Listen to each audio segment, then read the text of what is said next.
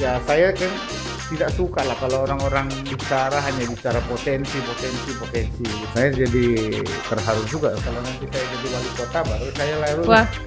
komunikasi ya Asal- dibahas asal- Tuhan kita masuk kategori orang lelaki yang setia lah. Asik. Bagi saya ini adalah passion saya gitu. Sepertinya tidak passionnya dia. Sesuai passion itu rasanya lebih nikmat.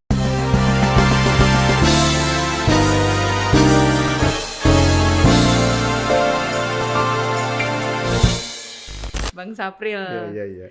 yang berkiprah di dunia pariwisata. Berapa Iya. tahun, Bang? Kalau bisa dihitung tracking dari Awalnya saya di Bintan ini tahun 97. Tahun Oke. 97 itu direkrut di Sedona Hotel Bintan Lagun. awalnya Sedona. Oh, Hotel langsung Sedona Bintan Lagun. langsung Ya, kawasan dari Lagoy. Tahun 96 lulus dari Akademi Pariwisata, masuk di Bintan Lagun 24 Juni tahun 1997. Ingat sekali ya. Ya, itu gaji pertamanya 226.000. Itu besar tuh. Kan merantau Basic nih. ya, Oh, basic. basic ya. Kemudian kita di hotel itu ada namanya service charge. Oh. Jadi dapat, dan gaji pertama saya ingat saya beli TV Trinitron Sony. Dormitorinya itu kan nggak ada hiburan di Lagoy, sunyi, sepi. Jadi TV itulah menjadi hiburan. Jadi belilah TV, dan TV itu masih ada di penyengat saya simpan. TV pertama. TV pertama, Dari gaji pertama di Bintan ini. Oke. Itulah tahun 97. Mhm. Kerja lebih kurang hampir 5-6 tahun lah ya. Tahun 2003 Desember Oke. saya resign dari Bintan Lagun, main di Tanjung Pinang. Nggak lama nikah dengan istri yang orang Pulau Penyengat. Ketemunya di Penyengat berarti. Ketemunya di Penyengat karena Ketemunya pun di pusat pariwisata Tanjung Pinang ya. Iya, dulu kan aktif di Serikat Pekerja sebagai ketua Serikat Pekerja di Bintan Lagun, bawa tim main bola, sering ke Penyengat, ketemulah begitu. Akhirnya komunikasi ya jadian. Iya, jadi Bermula dari situ. ya, jadi akhirnya tinggal di Tanjung Pinang 2004. Dulu kerja di Hotel Top View yang rumah sakit Angkatan Laut itu. Iya, Abang sempat di situ sempat tahun kerja kapan, Bang? tuh tahun 2004 ya, 2004. Oh, ya 2004 8 masih bulan operasi. apa 9 bulan gitu. Setelah itu join dengan bisnis travel lah. Bisnis travel, kemudian bikin usaha MK Tours sampai sekarang, tapi sekarang agak ngedrop karena kondisi pandemi. Sempat buka usaha oleh-oleh, Raja Oleh-oleh. Nah, tapi karena kondisi pandemi ini akhirnya ya Soto Medan yang sekarang lagi eksis lah. Karena kuliner ini sepertinya akan jadi kebutuhan orang, dan alhamdulillah sekarang fokus dulu lah di Soto Soto. Medan MK dengan brandnya. Iya, karena gitu. emang Abang selain ciri khasnya di pariwisata, soto Medan juga salah satu ciri khas Abang jadinya. Benar. Awalnya dulu kita kembangin kuliner kue-kue Melayu ya, tapi dulu kita supply ke hotel-hotel, dan kemudian memang karena kondisi pariwisata lagi ngedrop sekarang, jadi kuenya lagi tunggu orderan saja gitu. Jadi sekarang buka di beberapa food court ya, soto Medannya, mudah-mudahan diterima masyarakat Tanjung Pinang lah. Oh, oke. Bang, dengan Abang yang udah berkiprah segitu banyak, segitu lama di dunia pariwisata, itu dimulai dari mimpi dari kecil nggak sih sebenarnya emang mau hidup dengan pariwisata, atau memang bergelut di dunia pariwisata? Iya. Saya terlahir di sebuah kampung ya, di Langkat di Sumatera Utara. Itu pusat rehabilitasi orang hutan. Jadi dari sejak SD itu sudah secara natural ngikut gitu. Jadi kadang-kadang ngikut bantu tamu-tamu wisatawan itu ke hutan, jadi asisten guide, bawa barang-barangnya. Itu usia berapa, Bang? Usia dari SD. Hmm. Jadi dulu di SD itu kalau ada tamu grup travel gitu, dia kan harus lihat ngasih makan orang hutan itu Iya. jam pagi dan jam sore. Kadang memang bawa tasnya, ada orang itu udah tua-tua, orang-orang yang udah pensiunan gitu. Nah, oke. kemudian kadang-kadang kita pandulah, kita papa bawa apa namanya perbekalan minumnya, makannya gitu. Jadi Saat itu orang tua tahu Abang ikut seperti itu? Saya lebih banyak tinggal sama nenek. Oh, waktu itu Orang ya. tua pegawai negeri pindah-pindah, ada sampai di Tanah Karo, di Langkat gitu ya. Nah, akhirnya saya dari sejak kelas 3 SD itu tinggalnya sama nenek. Jadi itu yang membawa mungkin mencintai dunia pariwisata ini, melayani tamu, bawa wisatawan begitu ya. Nah, itu yang akhirnya sampai nyambung ke jenjang universitas, bukan akademi lah, akademi pariwisata, sampai lulus ya akhirnya terdampar di Pulau Bintan. Farah juga pernah dengar cerita abang tuh di kampung ada penginapan yang dikelola keluarga Oh sekarang ya, ya. dari sejak kecil memang adik dari abang pertama tuh abang ada adik ibu juga, jadi punya usaha penginapan di Bukit Lawang tuh, karena memang wisatawannya Itu bagus banget emang dekat sungai ya sungai, waktu. memang itu Taman Nasional Gunung Lauser. Kemudian abang saya juga ketemu jodohnya dengan wisatawan dari Belanda. Oh. Jadi sekarang tinggalnya di Belanda. Oke. Ya mungkin saya lebih senang dengan inilah ya, ayam kampung ya, dibanding ayam Eropa. Pulau lagi bukan kampung ya. Ya, jadi mungkin jodohnya lebih ketemu di Pulau Penyengat. Iya. Abang saya di Belanda sampai sekarang udah punya anak. Oh, gitu. Jadi memang banyak guide-guide yang dulu di sana, ya ketemu jodohnya dari hutan sampai ke Eropa. Sampai ke Eropa Iya. ya. Bang, berarti memang keluarga tuh banyak yang berprofesi berkenaan dengan pariwisata gitu, dengan wisata, dengan apa? Ya, kami mungkin ya secara tidak langsung adik juga ikut usaha kayak oleh-oleh juga di Masih Bukit berhubungan dengan Lawang, dan pariwisata. adik saya yang paling muda juga sekarang masih aktif sebagai tour guide yang untuk hutan, guide trekking ya. Tapi memang karena sekarang kondisi 2 tahun terakhir ini memang lagi pandemi, kan memang sana pasarnya adalah tamu Eropa, asing lah, tamu-tamu asing yang banyak ya. Jadi sekarang masih jobless lah mereka area itu. Nah, mungkin di sana juga kan ada aktivitas rafting gitu ya. Nah, jadi kayak itu. Ya itu yang di Bukit Lawang sekarang, dan saya memang kemarin karena ada kesempatan untuk join di salah satu hotel di Lagoy, saya pikir ya mungkin langkah saya, tuah saya merantau, akhirnya sampai di sini, dan alhamdulillah lah sekarang sini sudah nyaman, punya istri 1, anak 2 lah. Bukan sebaliknya ya? Iya, Istri 2 anak 1. mudah-mudahan kita masuk kategori orang lelaki yang setia lah. Masih. Nah Bang, untuk terus tetap berkomitmen, sebenarnya kalau aku ngelihat orang ketika komitmen nih di dunia pariwisata terus gitu ya, walaupun mungkin sisi-sisinya oleh-oleh, makanan, kuliner, ada juga orang yang kerja apa aja deh, kan sebenarnya ada yang seperti itu, apa aja ada. Tapi Abang menyadari nggak kalau Abang tuh sebenarnya termasuk yang berkomitmen dalam satu bidang, atau memang ingin seperti itu, atau emang udah jalannya seperti itu? Iya, saya jadi terharu juga karena disebut sebagai orang yang berkomitmen ya. Tapi bagi saya ini adalah passion saya gitu ya. Bekerja sesuai passion itu rasanya lebih nikmat. Jadi saya memberi pelayanan kepada orang itu mungkin tuah saya lah. Jadi pelayan, memberikan kenyamanan bagi tamu, bagi orang, bagi kawan, bagi keluarga, itu yang saya rasakan. Dan alhamdulillah karena memang situasinya yang sekarang begini, mungkin mengalihkan ke usaha jasa kuliner.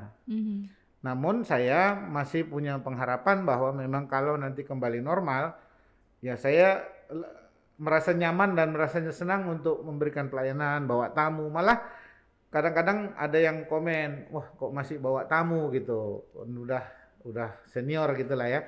Tapi ada rasa senang gitu, berbaur dengan tamu, jalan, banyak yang dilihat, banyak ketemu orang, dan saya menikmatin itu gitu. Nah, jadi bawa tamu grup itu rasanya senang apabila tamu itu pulang dengan kita, ada kepuasan batin lah ya. Benar. Jadi saya pikir ini passion lah. Saya pikir ini passion, dan alhamdulillah Dulu sebenarnya istri saya tuh saya ajak untuk bisnis travel, tapi sepertinya tidak passionnya dia. Oh, Dia lebih bisnis kuliner, bikin kue di rumah walaupun untuk dimakan sendiri gitu sendiri ya. ya. Nah, akhirnya saya melihat bahwa dengan situasi begini, oh kenapa nggak dijalankan sehingga kita bermain dengan passionnya kita. Nah, Mhm. itu yang saya ajak istri untuk buka kedai kue awalnya dulu dengan memang soto Medan itu by accident atau secara tidak terencana bahwa itu kan dikepingin untuk kami makan di rumah aja gitu. Dia Iya. belajar sama ibu saya. Nah, Mmm. jadi istri saya suka masak. Selalu pulang ke Medan ada aja satu masakan karo dia udah bisa buat Oh gitu gitu. kan. Nah, sampai bikin soto Medan tuh dicoba di sini sama kawan-kawan, responnya bagus. Nah, kenapa nggak kita kembangin? Dan alhamdulillah Mhm. dia dia menikmatin juga dengan Iya. usaha passion itu. Mhm Jadi mhm. saya sih melihatnya kalau sesuai passionnya kita, mungkin kerja itu akan lebih nikmat lah saya pikir. Apapun dan gimana pun ya Saya rasa sebenarnya. begitu. Seperti Farah juga kan, passionnya di jurnalis dan suruh jadi lawyer mungkin pening kepala juga kan? Mau nangis kali ya. Iya, gitu Bang, deh. tapi untuk ke passion yang sekarang di pariwisata, orang kan taunya dunia pariwisata ini enak jalan-jalan, kayak Abang bilang tadi ngelihat Hmm, hal hmm, baru. hmm, hmm. Apa itu yang menjadi Abang terus akhirnya kayaknya passion aku di sini karena bonus-bonus yang didapatkan ketika kita bekerja di dunia pariwisata? Iya, Atau ada goals juga yang Abang sisipkan di dalam passion Abang itu? eh, it's not, ini bukan by design lah. Saya pikir ini bukan by design ya, tapi berawal mungkin karena yang seperti saya bilang tadi bahwa dari pertama nuntun tamu Iya. di hutan, kemudian akhirnya masuk di kampus pariwisata, belajar, kemudian akhirnya masuk kerja di hotel. Mhm. Nah, setelah dari hotel pun bisnis travel, kemudian ada bisnis kulit. Sepertinya inline gitu dengan passion itu mengalir sejiwa gitu. Jadi, nah saya pikir ini mungkin ya rezeki lah. Ini rezeki mengalir dan saya diajak beberapa teman-teman tuh untuk bisnis kontraktor. Ada juga berarti Ada. kan? Jadi malah saya Cabang-cabang lain tuh berarti sebenarnya sempat masuk dalam kehidupan Abang dulu juga gitu? sempat ada yang ngajak tuh bidang konsultan security pelabuhan. Jauh Security. banget ya itu, ya walaupun Iya, pelabuhan dari ya? dulu kan sempat ada lembaga pendidikan, saya ikut di situ, kemudian ownernya ada project bisnis untuk konsultan assessment sistem keamanan di pelabuhan begitu ya. Mhm. Nggak lama gitu. Akhirnya yang saya lebih ngurusin ngendel konsultannya, Oh gitu, bawa nginepin di hotel gitu. Jadi terbawa masih ya? masih ngurusin itu juga jadinya, ngurusin bawa makan, entertain dan Iya. segala macam. Jadi ya akhirnya ke situ juga larinya. Mhm Nah, mhm. kembali ke Tanjung Pinang, ya bisnis travel ini dan kuliner inilah yang saya pikir yang kita buka juga homestay di Pulau Penyengat kan. Iya. Nah, itu karena memang ada satu rumah dulu, kemudian kita renovasi ulang. Ada sebagian orang membutuhkan sebuah nuansa tinggal seperti apa sih gitu. Di Sekarang pulau ya? disewa 1 bulan. Saat ini? Iya, homestay Dengan orang lokal? orang dari Batam. Orang dari Hmm. Batam? Jadi kayaknya Oh. dia ingin mendapatkan rasa tinggal di sebuah pulau yang punya sejarah gitu kali ya. Iya iya. Ya, saya pikir ya udah pakai aja 1 bulan. 1 bulan Satu ya? bulan, long stay lah itu. Kita nggak pernah tahu ternyata ada sisipan rezeki di situ. Karena kan ketika pariwisata bertemu dengan pandemi itu kayak magnet dengan 2 kutub yang sama, bertolak belakang mereka. Ya, sebenarnya kita kalau melihat sisi peluang tuh selalunya ada. Tinggal kan selalunya ya saya kan paling tidak suka lah kalau orang-orang bicara hanya bicara potensi, potensi, potensi begitu ya. Maaf juga dengan para penentu kebijakan kita nih selalu mengedepankan selalu potensi kita punya kekuatan ini, tapi tidak sebatas nilai jual gitu. Hmm. Mestinya dia kan harus bicara kepada siap jualnya gitu. Benar. Nah, rumah yang ada di Penyengat itu juga kita jadikan tempat makan beridang gitu. Jadi kalau ada tamu grup, kita bikin skenario-nya kayak orang pengantinan gitu, makan dengan seprah, kemudian Mm-mm. duduk berempat begitu. Nah, itu kan jadi suatu Experience itu tadi yang experience dijual. itu. Mhm. Nah, pariwisata itu sebenarnya investasi pengalaman ya. Iya. Jadi bagi orang yang pingin jauh-jauh kan dia ingin sesuatu memorable gitu ya. Jadi saya pikir makan beridang itu menjadi salah satu tawaran dan itulah yang kita ciptakan sebuah momentum atau sebuah aktivitas bagi wisatawan. Nah, Mhm. kita buatlah begitu. Sambil bisa nginap di situ kalau ada grup 20 orang, kita masakin menu-menu lokal kayak sotong masak hitam. Ya pastinya nggak pernah saya tawarkan soto Medan kalau di Penyengat. Pastinya ya tepung goma, sotong masak Makanan khas hitam, Melayu. kemudian ayam korma, Mhm. bisa juga nasi minyak atau nasi dagang itu. Kemudian kue-kuenya itu yang kan kita tonjolkan gitu. Hmm. Ya itulah, tapi enjoy, nikmat. Enjoy. Apalagi makan-makan, nah, makanya badannya udah gini Kelihatan ya kan. makanya. Bang, ini gak sih ketika pertama sekali pandemi datang dan Abang saat itu sedang menjalankan tur MK itu ya. Apa yang terjadi, Bang? Saya mencoba realistis ya, karena memang ini it's a global problem lah. Saya pikir bukan terjadi di Tanjung Pinang, ini dunia gitu. Dan saya berusaha untuk realistis dengan tidak hanya mengeluh terhadap situasi yang terjadi. Nah, at the end, saya pikir Soto Medan ini ada respon dari masyarakat Tanjung Pinang dan kami coba inilah mengisi aktivitas tinggal untuk bayar anak sekolah. Nah itu, apalagi ada tanggungan kan, rumah Ya, tetap dapurnya harus tetap ya tambah berasap. kita ada biasalah namanya usaha kan kita ada kredit untuk Mhm. ruko dan lain Mhm. sebagainya. Tapi kita tetap berjuang lah, struggle untuk kondisi ini. Jadi Mhm. alhamdulillah ya pelan-pelan lah mudah-mudahan ini bisa jadi dan kita belajar juga memang harus punya tabungan ya dalam kondisi begini apalagi bidang jasa pariwisata ini sangat rentan dengan kondisi yang begini gitu. Nah, makanya saya sudah berupaya untuk memperkuat UMKM gitu juga. Jadi dengan teman-teman yang lain saya juga sudah sampaikan bahwa kekuatan UMKM ini menjadi penting gitu. Di saat kondisi global begini, UMKM yang kecil-kecil ini yang sebenarnya bertahan dalam situasi pandemi begini. Nah, Ekonomi itu. kerakyatan itu ya. Mhm. Dan saya pikir memang usaha travel ini some days will be changed lah. Karena akan berubah ya. Karena ini sama juga seperti media cetak. Ya, sekarang kita mah udah semua pakai di handphone, nggak Mulai beli transisi. ini lagi gitu ya. Mhm. Nah, saya pikir travel ke depannya mungkin semua sudah bisa. Dia bisa pesan kamar, dia bisa pesan minum, dia bisa makan, dia bisa pesan mobil, guide segala macam. Nah, posisi kita itu ruangnya semakin sempit. Nah, mungkin pelan-pelan saya coba untuk merambah ke bisnis kuliner ini, sambil mudah-mudahan memang berharapnya bisa punya resort kecil gitu ya dengan Amin. 10-15 kamar di tepi laut gitu kan. Iya. Nah, jadi hari tuanya lagi nikmat deh kan nih. Nah, gitu ada 10 kamar, 10 tamu, cukup lah kan gitu. Nah, Menarik loh Bang ketika kondisi lagi kayak gini, tapi Abang tetap bisa merawat mimpi itu gitu loh. Sementara kan kita nggak tahu kondisi. Aku penasaran Bang Farah tuh penasaran dengan orang-orang yang optimis seperti ini.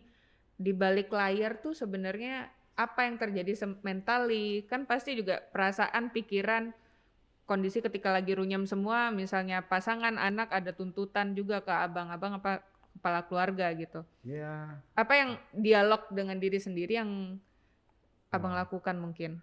Kalau boleh spill sih. ini agak baper gitu nih kalau pertanyaannya ini. Ya, tapi saya lihat sih semua orang tuh kalau orang pepatah bilang hidup ini seperti roda itu mungkin ada benarnya. Kadang di atas, kadang di bawah gitu ya. Dan kami pernah menghadapi di posisi bawah di mana mungkin kawan pun ngajak ngopi pun udah susah.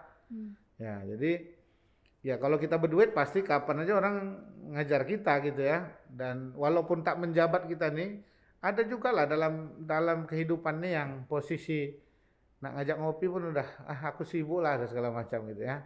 Nah, ini pernah kita alamin gitu dan saya pikir ya ini nature alamilah gitulah. Saya pikir tetap kita berusaha untuk majukan diri kita, kemudian ya jangan buat orang lain tersinggung. Saya Mhm. pikir kuncinya di situlah, baik-baik kepada orang lain, seolah orang juga berbuat baik sama kita, tolong orang. Dan saya meyakinin bahwa pertolongan tuh tak terduga lah. Boleh Jadi cerita mungkin Bang salah satu momen yang karena ya ini tuh momen-momen yang emang pesimistis, tapi kita mulai melihat ada cercah harapan.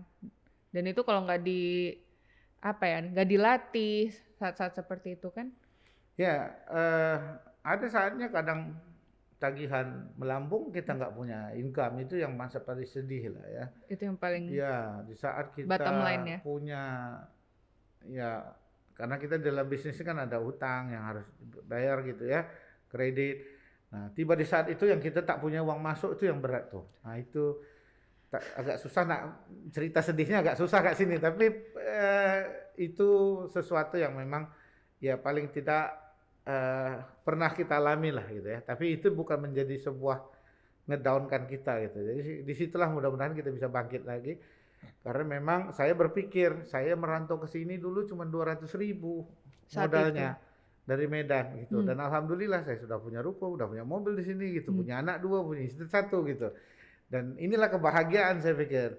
Kalau memang ada fase-fase tertentu susah ya, it's normal lah saya pikir. Tapi sebaik mungkin kita hindari supaya kita tak jatuh kesusahan gitu. Nah, memang kuncinya adalah baik sama orang lain lah saya pikir. Ada orang yang tolong, kadang-kadang ya ada juga orang tak bisa tolong. Tapi memang Pasti. itulah saya pikir pernah mengalami masa sulit yang dimana harus belanja ke pasar. Ini kan kita udah pernah di tatanan tertentu, kemudian ngedown di harus pergi ke pasar, beli daging, beli donsop Turun dan lain sendiri. sebagainya. Ya, ini kan sesuatu ya mungkin kalau arah alami juga kan secara mentally itu. Tapi ya saya pikir ini rezeki kita gitulah. Nah, dimana dulu tinggal suruh-suruh orang aja angkat ini. Nah Punya sekarang banyak bawahan lah ya suruh istilahnya beli gitu. garam, disuruh beli ini ya. Ini kan situasi yang mungkin bisa kebayang bahwa up and down itu it's happening gitu loh. Ya kita bisa di atas, bisa jadi disuruh orang gitu. Ya nyuci piring ya kan. Itu kan sesuatu di usia tua aku gini kok masih nyuci piring gitu kan. Ada berarti ya Bang Oh momen-momen yang kayak sempat, pasti aku udah ada. umur segini kok masih Itu ada. struggling gitu Itu, loh with life itu ada. Mas. Tapi saya pikir jadikan ini jadi nikmat aja lah, jadi rezeki ya kan. Ya, up and down tuh it's happening. Apalagi itu hampir semua orang kan. Kita banyak punya rencana sebelum Ya, pandemi ini ya tiba-tiba saya semua hilang. bisa saja saya menolak takdir itu ya. Jadi kadang-kadang kan udah pernah enak itu kan, ada saldo udah aman gitu kan, kita mau pergi-pergi ya, diajak orang ya kan. Pada satu tertentu kita nih mau ajak orang tuh susah, ada. Dan itu terjadi dan ya saya pikir kita harus lewatin lah ya. Jadi mungkin kalau yang putar lagi di bawah nih, mudah-mudahan jangan kempes bannya. Kayak gitu. Kalau kempes kelamaan ya di bawah. Iya. Nunggu isi angin dulu. Oke. Bang, ini kita ngedengar dari berita-berita auranya mulai positif. Kayak Indonesia udah nggak ada zona merah untuk pandemi. Berarti kan angin segar juga untuk dunia pariwisata karena mulai ada kelonggaran sana sini. Kalau boleh ada bocoran, Abang ada ini nggak sih pandangan-pandangan mungkin tentang pariwisata Tanjung Pinang, mungkin juga ada saran seperti apa? Ya, saya sih melihatnya ini masih masih menunggu lah ya, karena memang kita sangat tergantung dengan Singapura. Iya. Nah, posisi Singapura masih belum clear statementnya terhadap pintu masuknya, karena mungkin ada beberapa kasus lagi yang terjadi di Singapura. Oh iya. Jadi Yang itu MU segala sangat sensitif. NU. Jadi Singapura ini adalah negara yang sangat sensitif, sehingga nanti akan berdampak ke kita. Nah, sekarang ada kebijakan yang baru bahwa fokus kepada pemulangan Iya, TKI, imigrannya kita PMI, ya, PMI itu ya. Nah, itu digunakanlah pintu masuk yang Batam dan Tanjung Pinang. Sehingga Lagoy sepertinya masih pending untuk menjadi entry point. Nah, itu yang saya melihatnya bahwa kalau tahun ini sih masih ragu-ragu. Nah, yang kedua saya melihatnya dari sisi ekonominya. Iya. Nah, mungkin ini akan bagi certain market gitu. Jadi pariwisata ke depan ini terbatas kepada market tertentu, Seperti market-market yang menengah ke atas, oke. yang punya ekonomi yang mapan lah, yang Karena ada punya persyaratan yang membutuhkan biaya besar persyaratan ya. satu, kemudian nanti pasti penataannya secara eksklusif, Oh jangan ya. tidak dalam volume besar gitu ya. Hmm. Kemudian dia pasti private begitu. Nah, satu villa atau yang building konvensi besar kan pasti dihindari. Nah, mungkin satu Kalaupun dua ada mungkin jadi dibatasi. ya, jadi Mhm. saya melihatnya potensi volumenya itu masih kecil. Oke. Nah, di saat sekarang para teman-teman pelaku usaha ini menunggu dengan jumlah yang besar kan begitu. Ya. Nah, saya sih melihatnya ini tetap nanti kemasannya adalah eh, eh, quality lah, bukan quantity, jumlah Hmm. wisatawan. Jadi masih terbatas dengan destinasi-destinasi tertentu. Nah, saya sih melihatnya teman-teman yang kelong wisata di itu ini punya potensi karena dia limited ya, Ya, jadi dengan jumlah 10 sampai 15 orang dalam satu eksklusif di satu kelong tolong gitu, aja. atau yang seperti pulau-pulau kecil dengan jumlah kamar 15 begitu. Nah, ini mungkin yang ideally lah dengan situasi kita sebutnya apa deh? Pandemi ya. Nah, Mhm. jadi berbaurlah dengan kondisi wabah ini tetap dengan protokol kesehatan. Nah, yang paling eh, sekarang perlu diyakinkan adalah Singapura karena kita sangat tergantung dengan Singapura. Jadi Malaysia nggak ada punya akses langsung ke sini. untuk saat ini ya. Iya, karena kita Singapura ada ke Batam, ada ke Bintan, ada ke Tanjung Pinang, ada ke Betul. Karimun. Oh iya. Nah, hubnya itu, Pintu masuknya lebih banyak ya. hubnya itu dan dia punya pula berapa juta ya? 10 juta ya, 10 juta wisatawan asingnya. Nah, tinggal itunya yang ditarik gitu. Nah, kita pun twin destination, selalunya Bintan Resort itu selalu twin destination dengan Singapura, menjoinkan.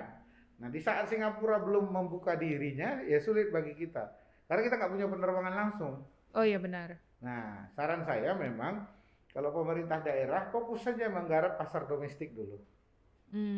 Berarti Karena masih pasar domestik masih yang bisa ya, dikelola kalau dengan hemat saya akan kita lebih fokus kepada pasar domestik sehingga kita tahu kultur orang kita lah, orang Jakarta, orang ya. Bandung, orang Medan, dan itu kebijakannya dikontrol oleh pemerintah sendiri.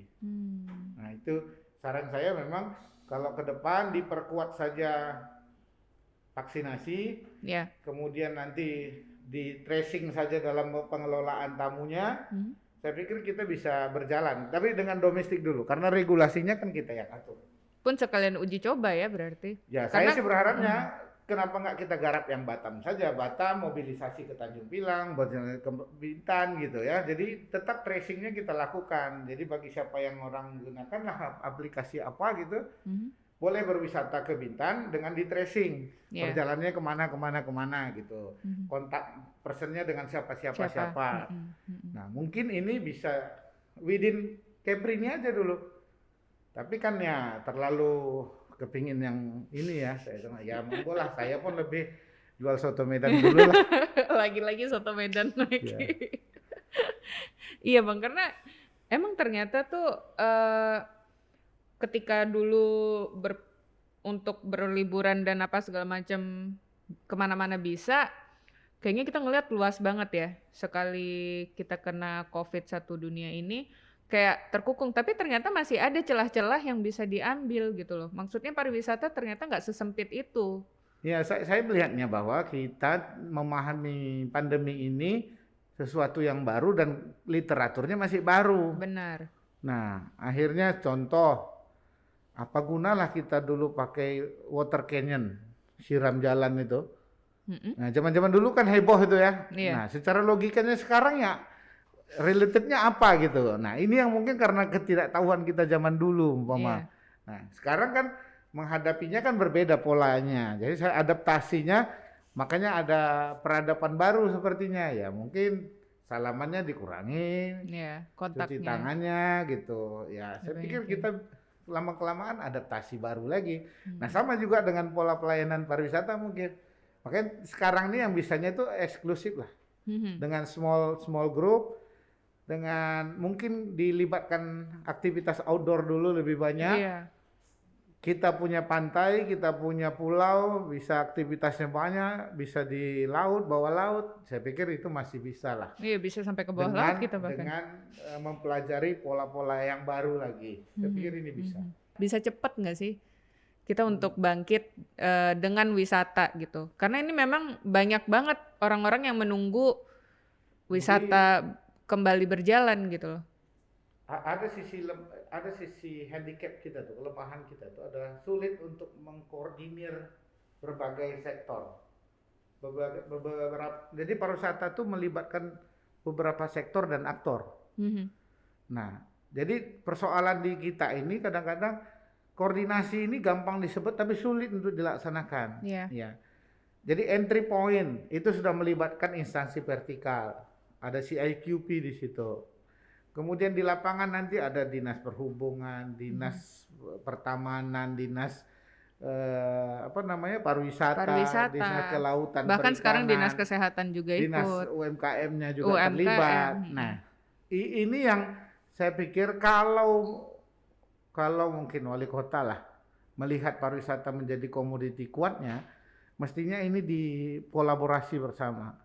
Dan saya pikir bisa, dan kita akan sekarang ini emang belum berkolaborasi gitu Bang? Ya saya pikir sejauh ini ya? Ini naturally jalan gitu. Keterpaduannya tuh kayaknya belum. Oke. Linkage-nya belum kuat. Karena? Kenapa dinilai? Ya keegoan dinas itu sendiri masing-masing. Saya melihat beberapa program itu mengulang-ulang dari yang sebelumnya. Tapi apa program keterpaduannya? Itu yang mungkin harus kita kemas bersama. Di situ ada dinas kelautannya, dinas pertanian atau pangannya, mungkin dinas ekonomi kreatifnya, atau lembaga-lembaga yang bisa berkolaborasi bersama. Nah, kita punya Melayu Square, ditingkatkan kualitasnya. Orang nggak sah kalau nggak datang ke Melayu Square gitu.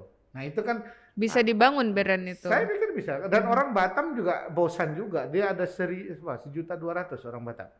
Nah itu potensi pasar kita. Nah, paling gunakan dekat. Roro yang ada di Uban, dia bisa drive sendiri langsung ke Tanjung Pinang. Hotel-hotel juga bisa terisi gitu. Fokus ini dulu lah, saya pikir.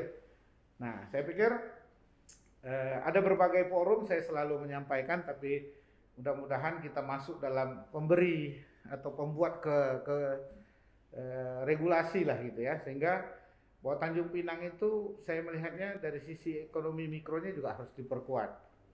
Jadi melalui ya kayak kuliner-kuliner gerobak-gerobak itu pun saya pikir itu jadi sisi kekuatan kita gitu. Kalau dikelola dengan lebih baik, dikemas sebenarnya. Ya saya pikir kita punya spotnya sudah ada, upgrade lagi lah tepi laut tuh Melayu Square. Nah, kemudian ya kita punya daerah Bintan Center ini nanti. Ya, untuk sementara dia menopang kepada kebutuhan orang lokal, tapi bisa dimanfaatkan untuk orang pendatang gitu. Iya. Nah itu yang kita nanti cari solusinya begitulah. Saya pikir itu. Bang, abang nih emang kalau misalnya yang ditanya pariwisata tuh emang jauh gitu loh. Aku tuh mikirnya berarti abang tuh selalu berpikir jauh, selalu kalau lagi melamun mikirnya ini bisa nih sebetulnya, ini bisa nih, bisa gini. Nah, mimpi terbesar abang melihat wisata di Tanjung Pinang itu, ini mungkin pertanyaan terakhirku. Mimpi abang tuh seperti apa sih wisata di Tanjung Pinang aja dulu? Ya, mimpi itu sih banyak. Kadang-kadang ada mimpi siang atau mimpi malam ini. Ada pula mimpi basah. Baru aku mau sebut, asal jangan mimpi yang itu. tapi saya pikir pariwisata itu berdampak kepada banyak orang.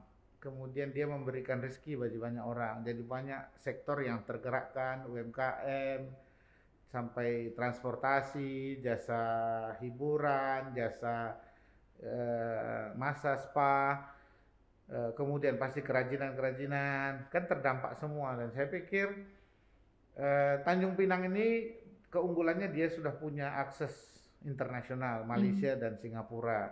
Kemudian dia punya bagus perjalanan ke Batam pulang pergi. Kemudian kita punya penerbangan ke Pekanbaru, penerbangan ke Jakarta. Saya pikir sumbernya sudah ada. Tinggal bagaimana ini dijadikan sebuah kekuatan dan nilai jual. Mhm. Nah, itu yang saya melihatnya perlu lagi pengambil kebijakan ini lebih fokus melihat Tanjung Pinang ini kalau dari sisi jasa dan pariwisatanya saya pikir masih perlu dioptimalkan lagi lah. Dan mimpi besarnya saya pikir saya agak sulit kalau nanti saya jadi wali kota baru saya lalu Wah, 2000 berapa Bang? Masih kosong nggak wakilnya siapa? iya. Kalau itu kira wajar. Tapi paling tidak memang pariwisata itu memberikan banyak rezeki bagi banyak Iya, orang ya. Jadi benar. mestinya kita melihatnya itu karena multiplayer impact itu, jadi dampaknya kan banyak itu kan. Nah, nah itulah pemerintah melihatnya bahwa ini harus betul-betul dijaga, dikembangkan dan dirawat saya pikir. Kalau berandai-andai berarti Tanjung Pinang digambarkan seperti kota mana? Nah, karena Negara alasannya mungkin. pasti pandemi semua. Iya. Alasan itu pasti semua pandemi. Tapi saya sih melihatnya kalaulah kita bisa jadikan pandemi ini sebagai evaluasi yang holistik gitu ya, kemudian nanti kita reboundnya sudah lebih mantap deh Lebih tentunya, asik ya kan? lagi kan. Tapi paling tidak saya karena memang di bisnis ini saya harap bahwa ada dukungan-dukungan kebijakan, dukungan potensi yang ada, jadikan ini sebagai sebuah garapan bersama gitulah. Ya, Ketika semua berfokus. Ya karena sayang emang kan Tanjung Pinang punya budaya yang kaya, kuliner yang kaya, wisata lokasi-lokasi yang kaya, Pulau Bintan ya. Ya. Tapi ketika kita nggak bisa memetik hal positif dari situ, seperti tersia-siakan, Dan mubazir pesan saya gitu. terakhir mungkin bahwa dua kepala daerah ini harus bisa berkolaborasi antara Bintan dan Tanjung Pinang tuh harus menghilangkan keegoan teritorialnya lah, kewilayahannya. Dan kita harus menjadikan Pulau Bintan, Pulau Batam itu menjadi sebuah saling mendukung. Nah, bahwa pada saat ini kita hanya bisa mengandalkan tamu domestik dan kita fokus untuk menggarap pasar di Batam atau Jakarta. Nah, saya pikir pandangan saya adalah bahwa memang tak ada salahnya kita lebih fokus dulu untuk menggarap pasar domestik. Itu yang saya pikir sekarang yang reasonable lah. Yang paling dekat ya. Dan bisa digapai dengan gampang. Ya. Oke, Bang. Durasi juga yang Luar biasa. memisahkan kita. Ini pakai closing lagi nggak? Singkat enggak sih? Ya closing dikit lah mungkin. Iya. Atau Abang ada quote-quote yang bisa di-closingkan? Nanti dicarilah yang ada di situ. Meskipun sebentar, insya Allah padat ya Bang. Banyak insight luar dalam. Bisa bermanfaat bagi orang lain di hari Jumat ini. Iya benar sekali. Jadi, apapun yang kita bicarakan ini baik bagi orang lain, baik bagi kita kan gitu kan. Amin. Baik bagi Ulasan TV kan. Asik. Gitu. Oke Bang, ya. Terima kasih banyak. Terima Mungkin kasih. Abang bisa nutup dengan minum kopi. Terima Ngopi-ngopi kasih. dulu.